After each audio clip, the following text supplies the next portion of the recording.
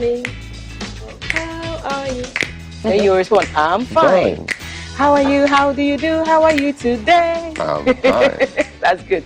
Good morning. Good morning. How are you? I'm fine. How are you? Charlie, this is the BFS Good morning. trio. All right. What's up, ladies? Greetings, King Kaf. I'm good. How are you? Yeah, Yes. Oh, you did like With a lot of energy today, It man. is so. Tuesday energy. I'm Challenge. happy. Yes, it Coffee is. traffic is getting ready to hit the streets. More energy. Yes, to see how people are working on the roads. Yeah? So that's happening today. Okay. Mm-hmm. You'll be helping students and pupils cross the Across streets, the I'm road. sure. Yes, you do. yes. Coffee is there. And then in the BFS clinic, we are talking blood pressure. We are looking at the highs and the lows. Which one do you have, or which one are you dealing with? Are you dealing with high blood pressure or low blood pressure? Yesterday, I put it on cap. Today is me. So we are going to be sitting in the BFS clinic with Medimosis with Dr. Prince in that's around 6:30, and then King Kaf will be doing his thing. No, we'll head over to do some sports, and then we'll come and do headlines, and then T will be having that conversation. The strife is over. The battle is done. That's what organized labor is saying with regards to the strike.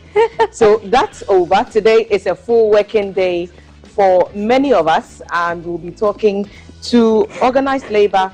We'll talk to them about what UTAG is demanding, which is the dissolution or the sacking of some officials from SNIT. So if you're interested in that conversation, stay with us. We are very interactive on our WhatsApp 055-55-61034. Welcome to Breakfast on GTV. Joe Frazier is our guest for the last half hour. Yeah. My God is good. My God is good. Why God is good. My God is good. My God is good. He's good. He's good all the time. Yesterday it was allegedly for me, and then this morning we dropped some blood pressure, and then all of a sudden I'm hearing strife. The strife is no, it's a hymn. It's a Methodist hymn. So the strife is a hymn. It's okay. Let's go. It's a natural word. You see, Kaf wants to put this down. It's the strife is over. Is good. My God, it's obvious you are not a Methodist. I forgive you. He is good. Hey, but welcome to Breakfast on GTV. Martiti is on with breakfast news. Okay, everything that's trending is in there. She's wearing a bulletproof vest, so no blast from her at all. That will hit her. Listen, 055-556-1034. Let's leave before strife and pleasure. And strike.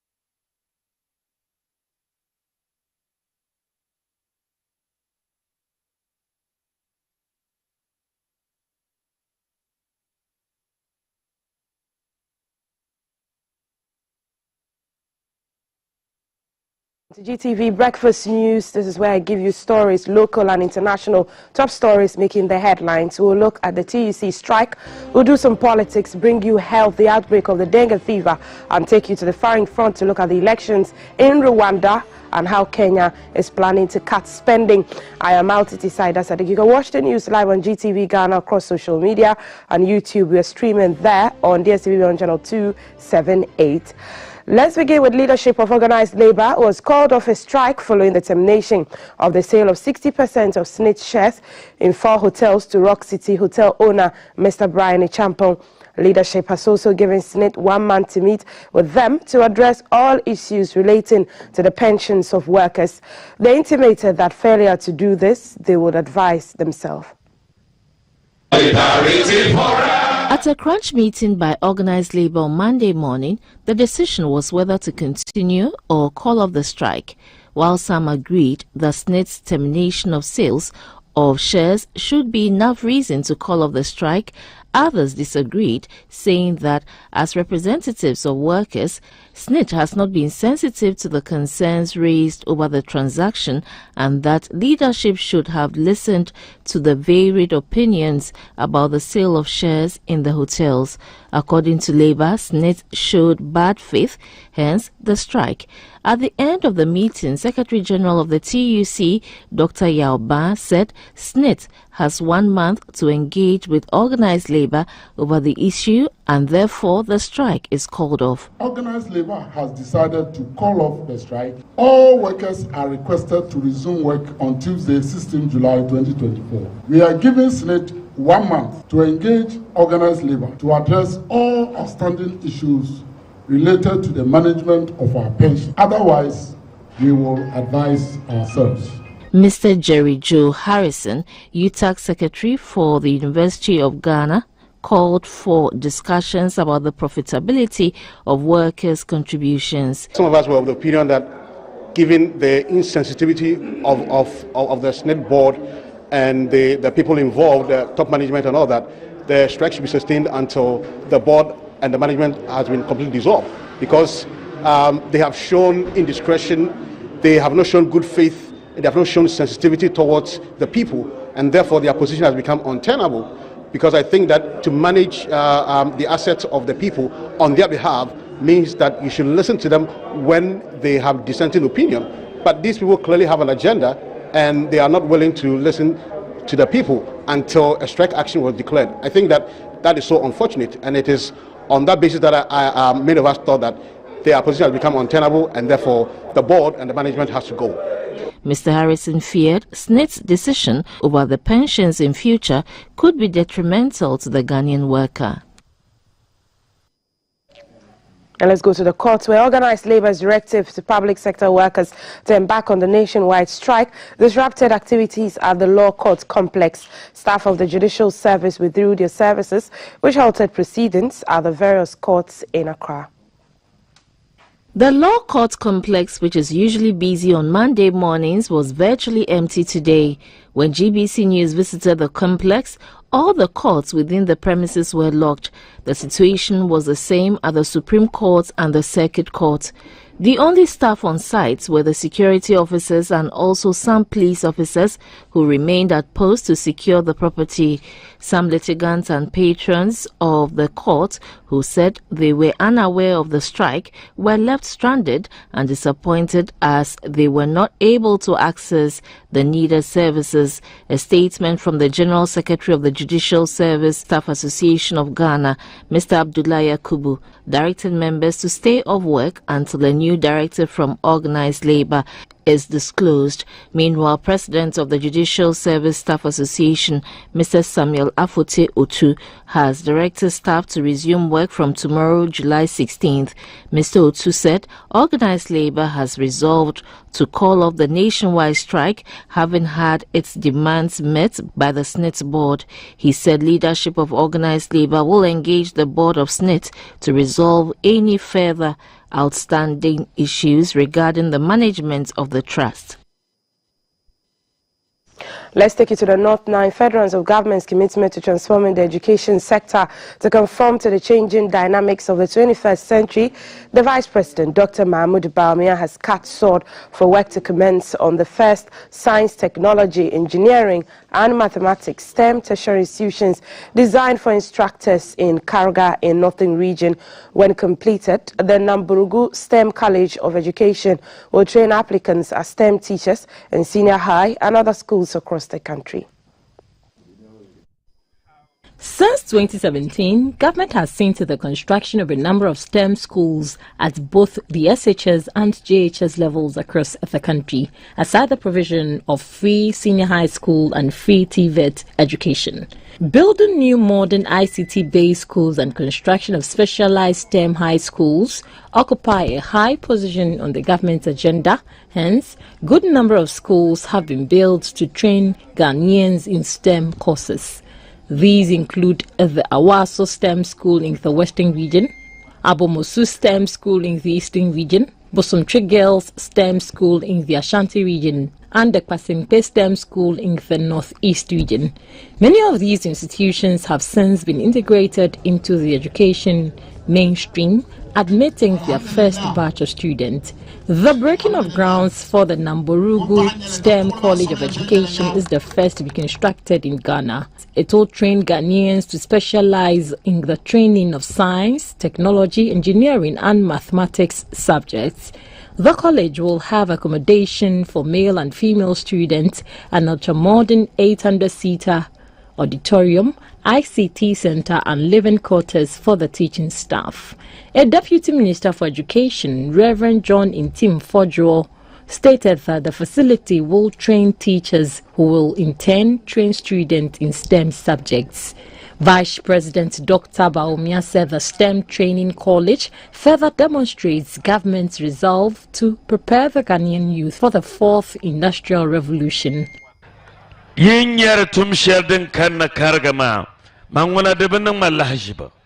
Because anta tumnula tum sherdin nazinang zungo tenkana yen piletum shelngo karga STEM College of Education namburu pyongo ingmini ngumpun yelma pyongo kabanyan wulhere bisi banang ne science, engineering, mathematics nimza pyongo kabiyan chana mbangse Ghana za the first STEM College of Education, first university, first STEM university, the Delanamburgo in Karga constituency. Dr. Baumia challenged the contractors to work extra hard to complete the project by the end of the year.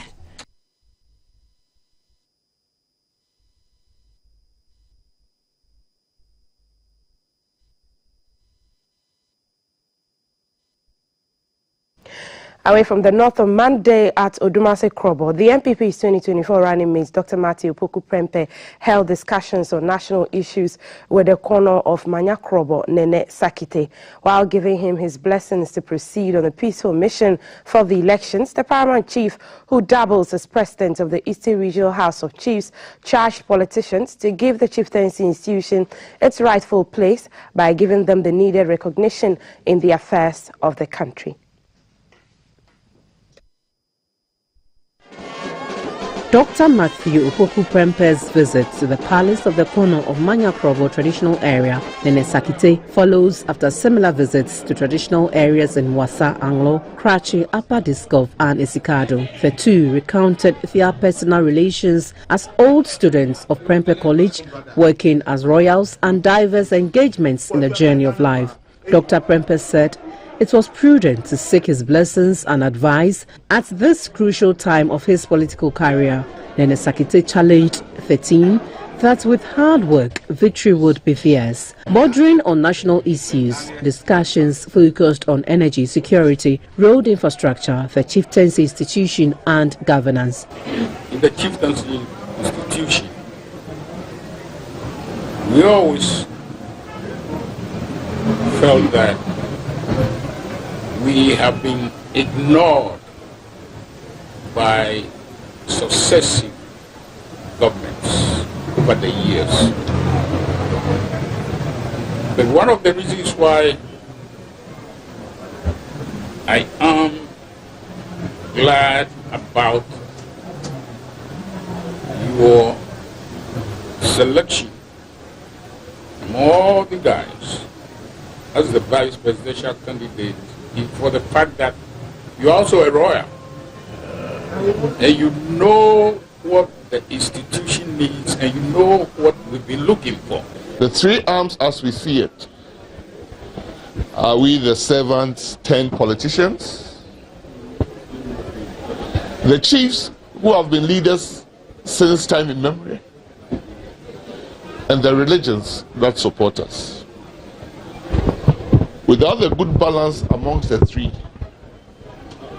where the politicians must not attempt to be higher than the chiefs, but be co-developers in this country called Ghana. The Eastern Regional Minister, Mr. Sethi Champon, revealed that work on the rehabilitation of town roads would get underway soon in the area. Addressing party faithful at the forecourts of the palace, Dr. Prempeh made a case for the party's parliamentary candidates in the Lower Manya Krobo, Simon Tete, Isujaman, Payot Ajide and Upper Manya Krobo, Joseph Tete, to get the go-ahead as members of parliament come December 7. He urged the people to be part of the door-to-door strategy adopted by the party.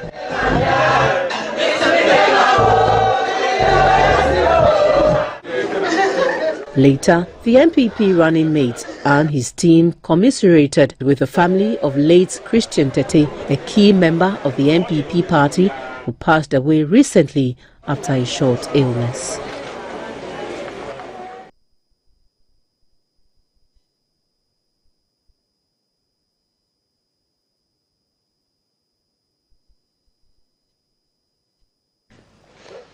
Let's do health now. The Eastern Regional Health Directorate of the Ghana Health Service says 2 more cases of dengue fever have been recorded, bringing the total number to 11. The Ghana Health Service on July 14 announced the outbreak of clinical malaria known as dengue fever in some districts of the Eastern region, with 9 cases confirmed after samples were sent to the Noguchi Memorial Institute for Medical Research. The disease, initially recorded in 3 districts and municipalities of the Eastern region, is now in 5 districts. The affected districts are Brim Central, Brim North, Achimansa, Brim South, and Achiase. GBC News spoke to Dr. Fred Adomako Boateng, the Bono East Regional Health Director, in an earlier interview. Dengue fever from malaria. Basically, the mouthful very similar. The presentation. The 2 opposing candidates, Frank Haben, joint pain, weakness, and most of them are self-limiting. That means within 2 weeks, you'll recover from them. And so basically the presentation very similar to that of malaria. But the severe form tends to be different as compared to malaria. What causes dengue fever is by a virus as compared to a protozoa in the ending the 1992 genocide in Rwanda. However, campaign group is different from the mosquito that transmits the germ for malaria. Because we don't have specific treatment for dengue fever, it's important. Kagame, if you are seeing some of the severe forms as we are discussing, you begin to feel, let's say, blood in the vomit, in the nose, you are running, you're having bleeding from the nose. It's important to come as early as possible, because if it gets attacked, we will support the body to be able to fight it. As we said, there is no specific treatment, but then what we will do is that we support the body to fight against it and then to recover. To the Upper West region and look at crime. Just 2 days after the residents of Wa demonstrated against the killing of a private security man, another person has been murdered. The deceased, Richard Opoku, who was said to be an articulated truck driver's mate, was murdered on Monday morning at Duori, a suburb of Wa, from where our Upper West regional correspondent Swala Abdul Wahab reports. This is the 3rd murder incident within the regional capital, Wa, in a month. The adult male identified as Richard Opoku was murdered by unknown assailants on Monday morning. On the 18th of last month, 2 private security men were also murdered at their workplaces, bringing the number to 3. Residents say they are living in fear because they do not know who is next. Very shocking to wake up early in the morning and hear of this sad news. It's very, very shocking. And it's alien to this community. We never knew of this sort. Nowadays, we are always scared. Just like when you are sleeping, you don't even know when they will come to your room and then bring you out. If you look at the incident that just happened, the person was outside and then there's a room closer to where the person is. So nobody can tell. They could have even go inside and then bring the one who is inside. Members of the Regional Security Council, led by the Regional Minister, Mr. Stephen Yakubu, has since visited the scene and expressed regret over the murder. We say that we should be sleeping with one eye opened. That is the only way we'll be able to get information. That is the only way we'll be able to catch these people who are doing this. So we have to also be security conscious. Very important, very key. And when you are sleeping, please, you have to be somehow alert, especially during the dawn time, from 12 o'clock going. Any noise, please, you have to make sure that you know what is going on. So I would advise that we should sleep, but with one eye open. The body of the deceased has been deposited at a regional hospital morgue for autopsy while police investigations continue. Swala Abdul Wahab, GBC News. Wow. Let's do some finances now. Ghana's biggest indigenous bank, GCB PLC, is set to collaborate with the newly created business division of the Ghana Traditional Council in the areas of health, education and sports development for mutual benefit. During a courtesy call on the Gamanche in Accra, Managing Director of GCB PLC, Kofi Adomako, assured the overlord of Ghana that the company is also ready to collaborate in the area of financial inclusion to ensure that many more Ghanaians are captured in the banking space.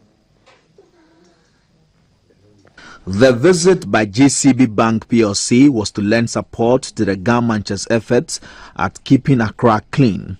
In June, the Gamanche, King Taki Tekochu II, launched the Homowo cleanup exercise.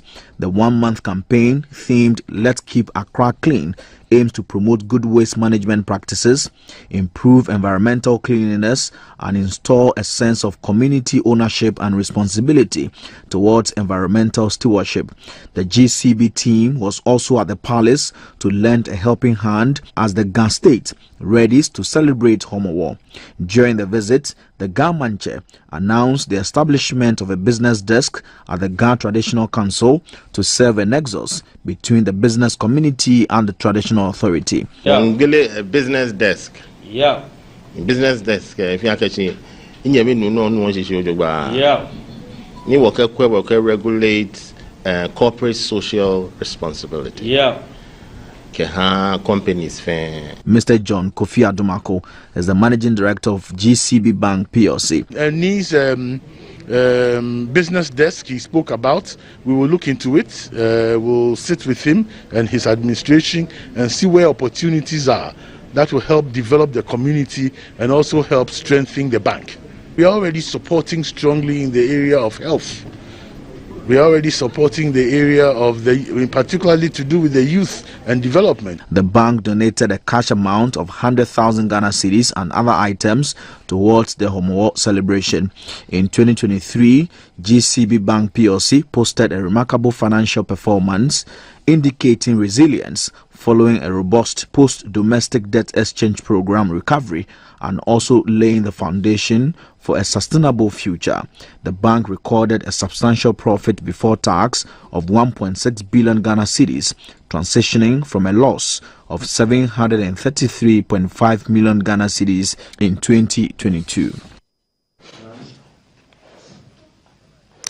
Let's look at road infrastructure contractors executing the dualization of the Apedra Edges, a section of the Accra-Kumasi Highway, have blamed the slow pace of construction on the activities of illegal mining and delay in payment of compensation for owners of destroyed structures. Equally serious is the rain and swampy nature of the environment, as well as emerging developments along the project sites. A resident consultant, Engineer David Brobe, told the Minister of Roads and Highways, Mr. Francis Asenso-Boakye, who is on an inspection tour of the project, that despite the challenges, the contractors will be able to meet the deadline scheduled for completion. Zation of some sections of the Accra-Kumasi Highway has become necessary due to heavy traffic and the need to reduce avoidable road crashes.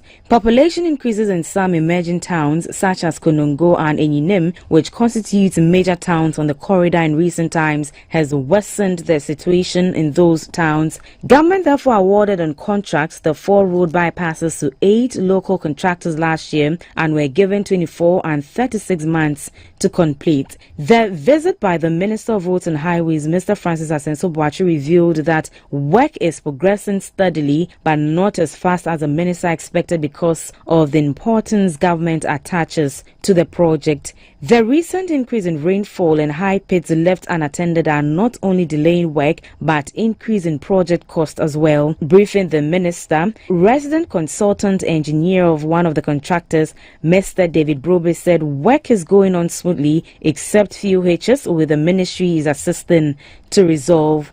Site clearing and demolition. We've completed topsoil removals. We've also completed the subgrade treatment of swamps. Lot 5 had about 6.2 kilometers of swamp treatment, and then Lot 6 about 6.9 kilometers of swamp treatment.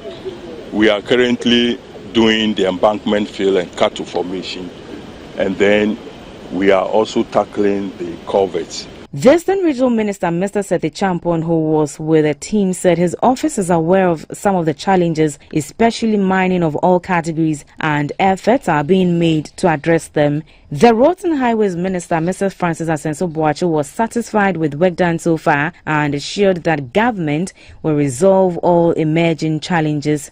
So far, I'm satisfied. Should this be completed, it's going to transform the transportation situation on the corridor, going to reduce the travel time drastically, and this is a very monumental project. In fact, we've done it before as a country. The minister also inspected work on the Agbo Town roads, which is progressing steadily. The MP for the area, Mr. Kwame Enyumedu, asked the people to have faith in the government to fast-track the areas of socio-economic development. Let's look at petroleum. The Chamber of Petroleum Consumers, COPEC, has projected a 3 to 4% increase in the prices of petroleum products at the pumps starting today, Tuesday, July 16, 2024. The projection is due to the cedi's further depreciation against the dollar. COPEC's Executive Secretary Duncan Amwa urged government to cut taxes or subsidize LPG to make it more affordable and to protect the environment. There's a likelihood that pump prices for petrol across the country will not be stable, will not go down, will rather go up effective tomorrow morning, which is also the second window for the month of July. This is simply because you have a situation where the city's poor run is certainly coming to affect all of us, and you are most aware that there's this unspoken rule where the dollar mostly equals a liter in Ghana. And so if you see a situation where your $1 is around 15.55, 15.8, 16, there's a higher tendency for your fuel pricing to also inch up to those numbers. As we speak, most of the OMCs are retailing around 14, 15. But what the indications are from the markets currently is that we could wake up tomorrow to an increase in fuel prices. LPG is likely to be the hardest hit, around 9 to 10% effective tomorrow.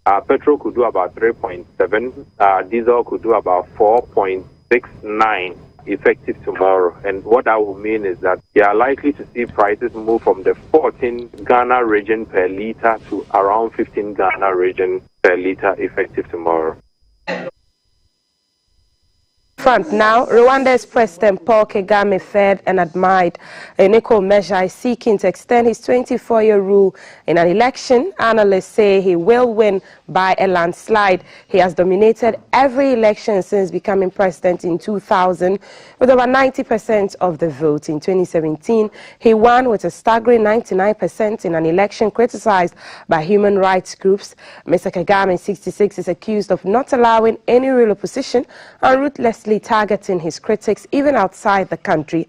He faces the only two contenders who were authorized to run. Other candidates were barred by the state-run Electoral Commission. He has been the real force in Rwanda since his rebel forces took power at the end of the 1994 genocide, which killed some 800,000 ethnic Tutsis and moderate Hutus. Since then, he has been praised for overseeing the country's dramatic economic revival and unifying the country. Now, counting has already begun at polling stations, and provisional results might be announced by this morning. Voters are electing the president and 53 members of the lower house of parliament from yesterday, while 27 other MPs will be chosen today, the 16th of July.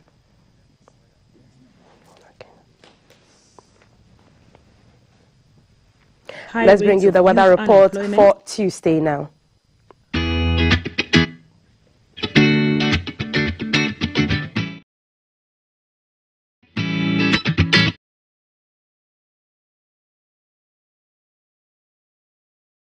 Let's now bring you the weather update for today. Our chief meteorologist, Felicity Afenyo, joins us on the phone.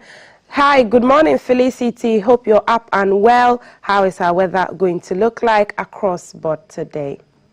Good morning, Mom City. Yes, I am better today than yesterday, and I hope you are also better today than yesterday. Yes, we are well.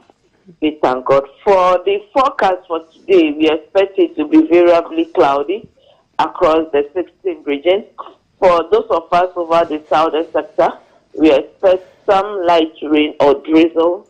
It's not going to be every over the sectors. Those in Greater Accra, Central Western, and part of Western North are all anticipated to have some light rain or drizzle this morning. We expect the sun to also shine on us briefly, and then temperatures will be a bit warm, but then it will be comfortable. We expect it around 30, 33 across the 16 regions. For the state of the sea, we expect it to be rough, though official folks are not expected to be on the sea, but then if they need be, they should have to be a bit cautious when they want to navigate on the sea. The Volta Lake, we have some few rain clouds over there this morning, especially those around the Kwame Danso area. We expect it to give way to variably cloudy conditions from mid-morning. By evening, we expect isolated cases of rain and thunder over the north and transition, and then cloudiness will come back over the southern sector with a bit chilly temperatures. Isolated rain showers and thunder conditions across the north is what she's saying. If you want more of the weather update, you can go to the GMET website. I am Altiti Saida Sadek. But for more news, you can log on to gbcghanaonline.com. There's more on GTV Breakfast. We're going into our health corner. Let's bring you the lotto numbers for today before we dive into that. Now, the winning numbers for Alpha Monday are 28, 28, 79, 79, 70, 70, 35, 35, and 72, 72. Again, the Alpha Monday winning numbers are 28, 28, 79, 79, 70, 70, 35, 35, and 72, 72. And our experts from Medimoses are sitting with Val to bring you the health segment. I'll be back with sports. Stay with us.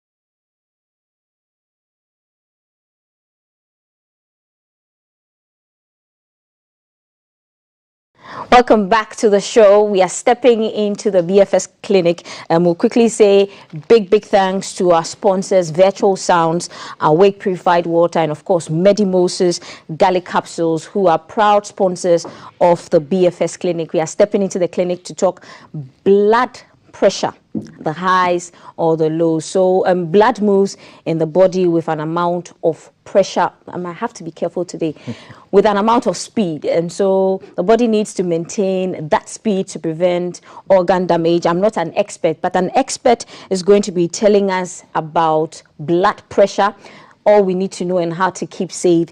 He is in the person of Dr. Prince Osei. He's from Medimosis. He joins us every Tuesday in the BFS clinic to talk health matters. Greetings. How are you? Well, I'm well. How's your Tuesday? By God's grace. Yeah? What does your day look like? Busy? Yeah, busy. From here, I'm going straight to the clinic, and you know how it goes. Pressure, never starts it. Okay, so first, let's start with what are some facts about blood pressure in general? So, worldwide, we have about 1.28 million people having high blood pressure. That's quite a lot, yeah. 1.28 million people. And that's just between the ages of 30 to 79. Wow. So, yeah, WHO made these facts available. And also, it's just about two-thirds of them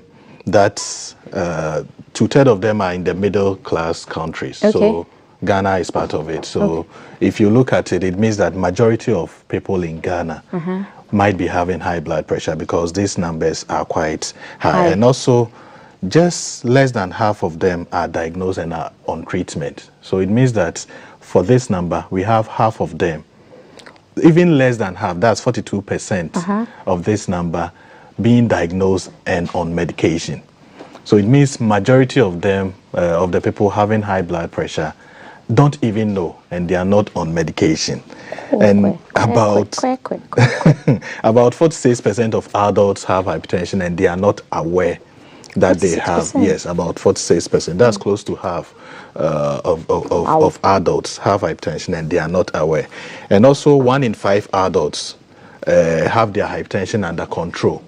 So 1 in 5 adults. Okay. So if you take 5 people with hypertension, it's just 1 of them that have their hypertension under control. Okay. So it means that most of the people having high blood pressure doesn't have it under control. The values are way high there.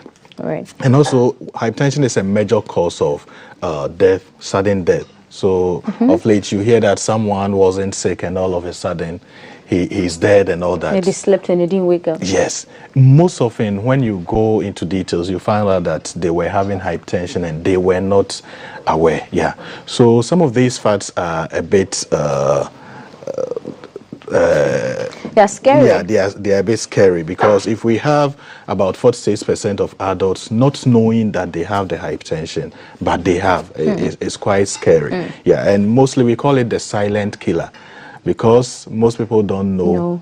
You are just there and you are there no more. Yeah, so it causes a lot of issues. Yeah. Okay. Now let's do some education so people know and even some symptoms so they know that look, I'm heading towards the high or the low. So generally, what is blood pressure? So blood pressure is the heart pumps blood to every organs in the body.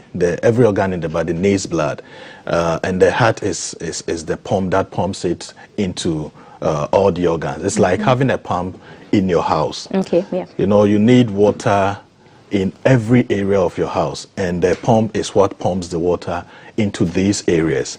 So if there is a problem with the pump or the amount of pressure that the pumps needs to pump goes down, then it means that some areas in your house wouldn't get the water that it needs. So the same way, if the heart is not pumping enough blood or the pressure within the heart is low, it means that it cannot pump enough blood. If it's high too, it means that there will be hyperperforation. So it means that the organs will be receiving more than enough blood than they need. And that one too wouldn't allow the organ to perform well, especially with the kidneys. If the pressure, the the amount of blood going in at a particular time is high, it means that it wouldn't take time. It cannot take time to filter, to filter the blood to get optimal blood in your system. So the blood pressure needs to be in an optimal level so that the organs will be able to work perfectly. Yeah. So blood pressure is just any amount of pressure. You know, we use an organ to a device to measure the pressure, and mostly it shouldn't be more than 120/80. So that's the normal. The normal, yeah. It shouldn't be more than 120/80. And the 120/80 are just two figures. We have the systolic blood pressure. That's mostly the first figure. You know, when we are writing the blood pressure, we have the high, the top one and the low one. Yeah. So 120/80. Is this image speaking to it, right? Yes. So from 120/80, if you look at this image, anything below the 90 downwards, that's the low. Yeah. Yeah. So 90/60 is a low pressure. Right. The ideal blood pressure is between 90 to 120. And the diastolic too should be between 60 to 79. So anything that is not within that range is considered high blood pressure. So if you look from the yellow area, from 120 to 140, that's pre-high blood pressure. Yeah. Right. So some people experience pre-high blood pressure, and if it's not controlled well, it will lead into the high blood pressure. So any value more than 140 and the diastolic to more than 90 is considered high blood pressure. Okay. So which one is most common? Which one is most common, high or low? The high is more common than the low. We have a few people having low blood pressure, which can also be life-threatening and all that. Yeah, but the high blood pressure is more common than the low blood pressure. Yeah. Don't be like me. Let's just say BP so that we are safe, so that we don't trend for the wrong reasons. Okay, so what are the symptoms for high BP? Mostly, you don't get any symptoms. Whoa. That's one thing that people mostly wait for symptoms before they come to the hospital. But when it comes to BP, you don't really have any symptoms. You may be having it without having any symptoms. There are some people who may have one or two symptoms here and there, but it's not always the case. So for some people who have the symptoms, what they experience is mostly headache. Okay. So sometimes one-sided headache. So you feel the headache at one side of your head. Like what we call a migraine? Sometimes, yeah. Sometimes we think it's migraine, but it might not necessarily be migraine. Some people will come to the hospital and will just complain that all that they are having is headache. Yeah, but sometimes you may think it's migraine. You take some painkillers, it goes and it comes back. So when it goes and it comes back, you should know that there's an underlying condition that needs to be checked. Looked at. Yeah. So, and most often that underlying condition is the high blood pressure. So headache, unexplained headache is one of the major symptoms. Also, inability to sleep. So people will go to the bed, they wouldn't be able to sleep and all that. That one too could be, that one too could be one of the symptoms of high blood pressure. Right. Dizziness. Yeah, so when the BP is very high, you feel dizzy. When it's low too, you feel dizzy. Yeah, so sometimes you can't really get it. As I said, the organs needs an amount of blood at any given time. So if the amount of blood going into your brain is not that enough, it means that it causes those dizziness. And when it's too much too, it means there will be hyperperforation and it will be causing some dizziness here and there. Yeah. Right. So there are some people that these are some of the symptoms that they will see, but in majority of people, looking at the facts that we mentioned, about 60% of them don't have any symptoms. You will have the blood pressure, but you don't have any symptoms at all. Okay. So for the low as well, is this symptomless? Because the symptoms are similar to that of the high. The dizziness especially and the fainting. Sometimes when the BP goes below a certain amount, like when it goes below the 60, the 90/60. We'll pull the image up on our screen. Yeah, the 90/60. Mostly you feel easily fatigued. Like you do a little thing, you feel tired and all that. You feel breathlessness and all that. Yeah. So with the low blood pressure, the symptoms are not that much, but mostly it has to do with your ability to focus, your ability to even do physical activities, because the pressure, let me put it that way, it's not there for you to undergo all these normal things that you used to. Right. So if you used to be someone who was very active, when the BP drops, you wouldn't get that strength to be doing all that.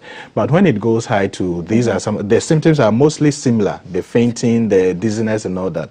But when it's high, you start having chest pains too. Okay, so yeah, so as I mentioned, if it how goes, low would it go for a person to faint? any value below 90, below 90, 60. So if we check your blood pressure and it's below 90 for the systolic and the diastolic below 60, it means you can have any of the symptoms at any given time. Right. Yeah, so you can't really know which particular level that it needs to go for you to have these symptoms. Some people, even with the high blood pressure, some people may have a high blood pressure more than 200 and 100 for the diastolic, but they will be walking normal. 200? Yes, they will be walking as if nothing is going on. That's why I'm saying with high blood pressure, you wouldn't. No. It's not anyone who will get the symptoms. So we don't wait to get the symptoms before we check. That's why you need to be checking every now and then so that if there is any changes in it, you'll be able to. So this image is speaking to some of the symptoms of low BP. Yeah. It's a bit sketchy. Yeah, so as I was mentioning, the headache is one of the major ones. Yeah, the headaches is one of the major ones. You always feel lightheadedness. Yeah, so you feel as if you can't focus, you can't do anything and all that. Yeah. Doc, how about ringing in the ears? It could be. It could be. Sometimes there are some ENT conditions that has to do with blood pressure. If the blood pressure is not optimal, you can have some of these. And every individual have his or her own symptoms that they experience. The major way to know it is to be checking so that you know that this is your blood pressure and you need to know how to go about it. When it's low, there are ways that we go about it. When it's high too, there are ways that we go about it. Okay, so now let's talk the highs, which is most common. Yeah. Can you ever be cured if you have a high BP? Can you ever stay normal? Can you come back to normal and not fluctuate again? You can. But it has to do with a lot of lifestyle modifications. Yes, so there are people on medication that, you know, one funny thing about hypertension is some people have it very high. They come to the hospital, we give medication, it becomes normal, and they think the condition is gone. So they go off the medication and it will spike up again. Yeah, so when you are going off medication, you need to be monitoring. You need to know that you are monitoring it so that when it's going up, you'll be able to notice. If you are waiting for the symptoms that you experience, let's say you were not having high blood pressure, you started having headaches, dizziness, as I mentioned earlier, and you went to the hospital and you were diagnosed of high blood pressure, you were given medications and all those symptoms are gone. It doesn't mean that the condition is gone. It's the medication that is controlling the blood pressure. So once you go off the medications, the likelihood of it bouncing back is very high. So you need to be monitoring it. So people who wants to go off medications, we advise them to get the BP monitor so that they'll be monitoring it every day to know whether it's going up or not. And mostly we don't go off medication suddenly like that. When you go to the hospital and it's high and the doctor puts you on medication, we monitor. When you come for review and we check and things are going down, maybe you started with about 3 medications. We can take some off, reduce it, we wean you off gradually until maybe you'll be on just 1 medication, or we can take you off entirely, but you need to be monitoring it all the time so that it doesn't spike up again. Almost everyone I know who has a BP condition is on medication for life. Okay, so what are the lifestyle changes for a person who has high BP? I think last week we did diabetes and we talked about the dieting. Yes, indeed. High BP also has to do with dieting. The dieting plays a major role because whatever you take in, whatever food that you take in, has effects on your blood system and all that because it goes straight into the bloodstream. So when you are taking foods that are rich in fats and all those things, it can lead to that. So when fats builds up in your blood vessels, it means that the heart wouldn't be able to pump the blood well. So the illustration that I use using the pump in the house and the pipes in the house, when the pipes get choked, you see that the pump wouldn't be able to pump water into your household well. The same way, if your blood vessels get choked, mostly with cholesterol, then it means that your heart will have to use higher pressure to be able to pump blood into the organs. So eating a healthy diet plays a major role. Taking more fruits and vegetables help, because those ones reduces the cholesterol buildup in your system and all that. And also, people with diabetes, they are at risk of getting high blood pressure. So as you are hypertensive and not really diagnosed of diabetes, you still need to be checking your sugar intake. Because once you have hypertension, the risk of you getting diabetes is very high, and vice versa.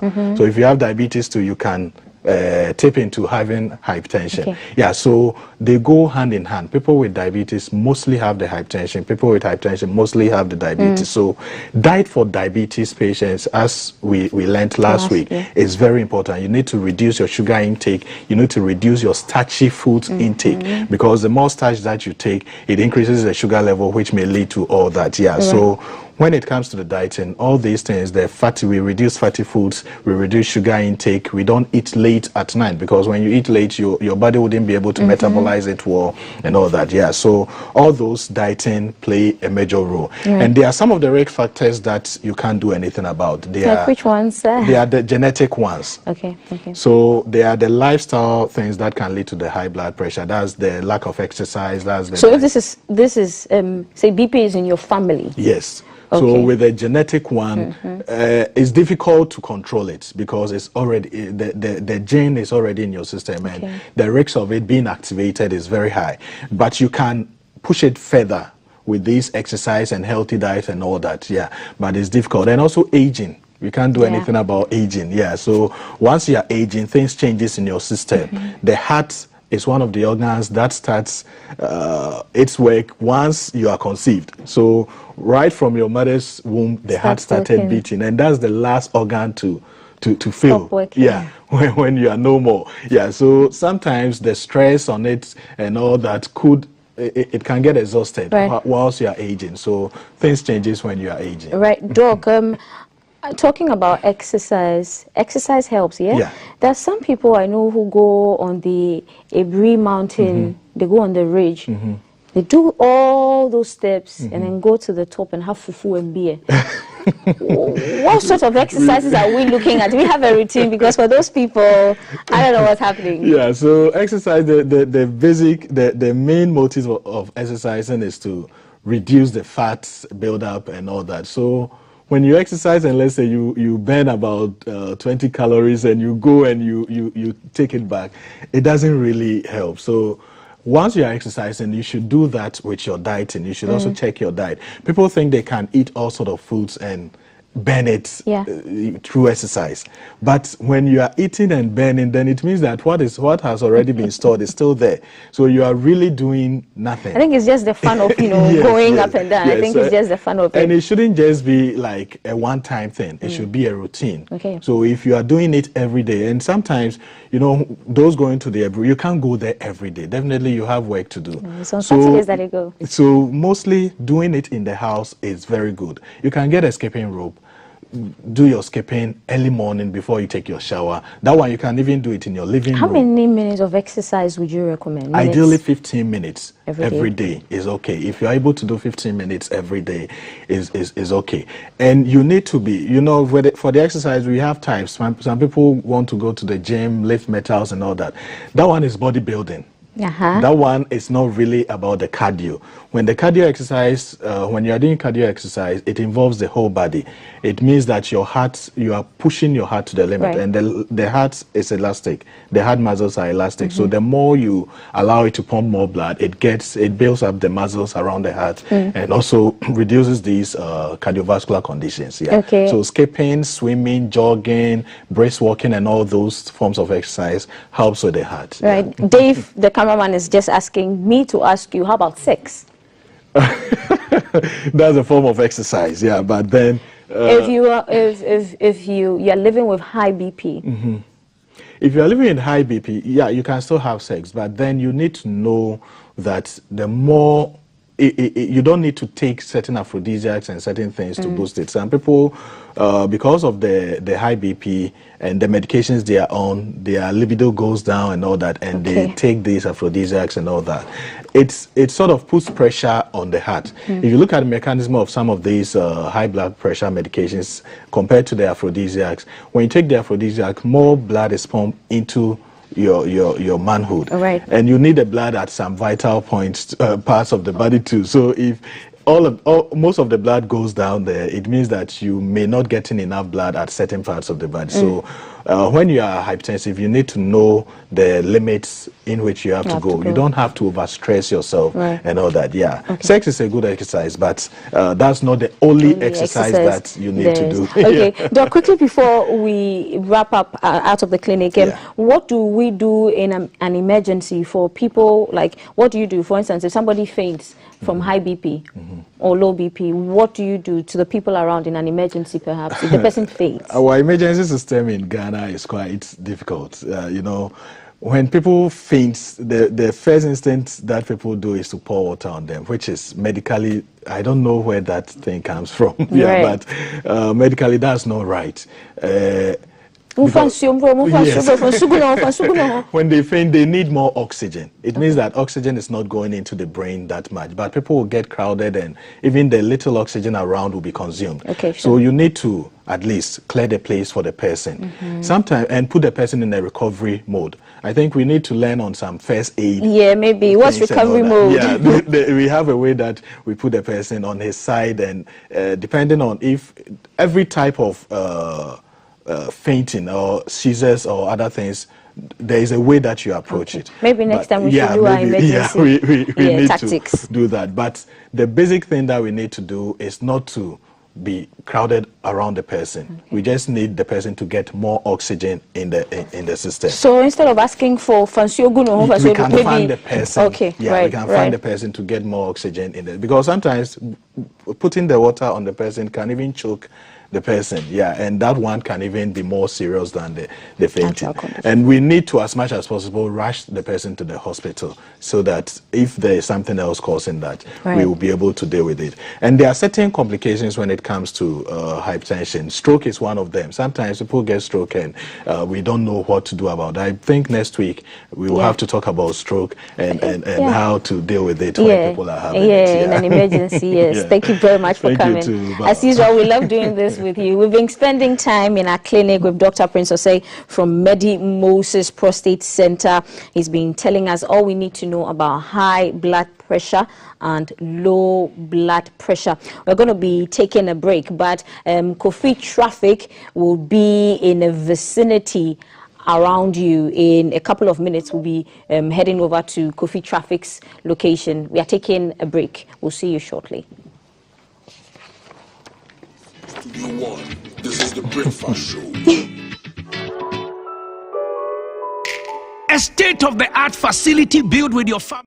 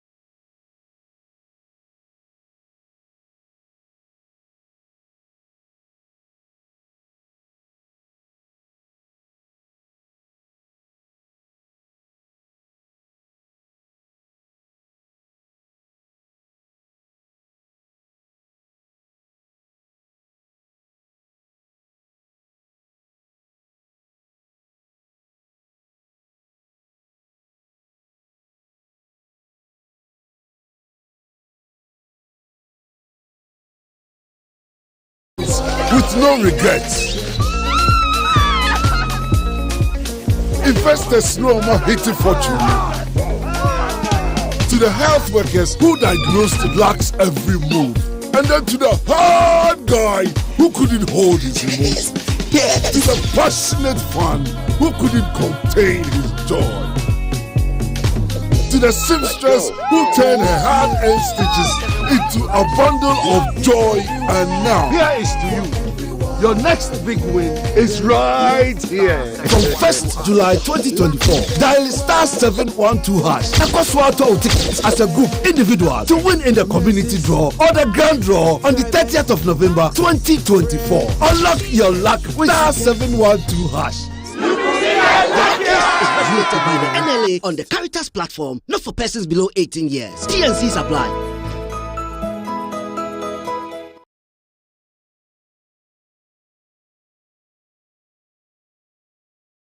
This is the Breakfast Show.